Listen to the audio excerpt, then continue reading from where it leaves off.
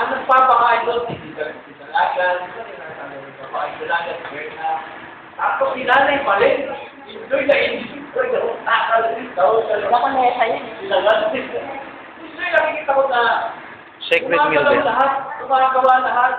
Hindi kasi mga baguhan yung ano eh, disiplina kasi. Obligado ko yung gumanap. Nag-iinis ko eh. Para ito sa mga bisita. Talagang gumagawa lang. Kasi minsan pagka marami tayo, di ba? Pag marami tayo, yung marami. Akala talaga eh, baka namin. Hindi gumagawa lang, di ba? Pero dito ang nakita ko, lalo na si Father George. Nakita ko yung malaki sakripisyo ni Father George. Hindi kumakain sa taas. Sabi ni Father George, eh kami lahat, nandun na kami sa taas. Kumakain na kami, tapos na umilya.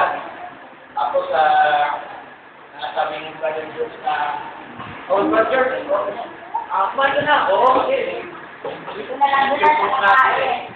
Sabi Hindi niya, siya sumasabay sa doon. sabi na dahil si Father George hindi siya kumakain hanggang hindi lahat tapos kumain yung mga hindi ka natin doon, mga regalo sa mga ito. Talagang pinapakita ni Father George, talagang pinapakalaga talaga yung Doon na nga siya kumain. kaya sabi ko, nakita ko yung bata ko, lahat magawa, kumikilo, talaga nag-ipag, talagang nag-share yung parang pati, mag-share ano yun. Tandang talaga. So, pagka kalamitan, lumalabas pala yung ating gifts.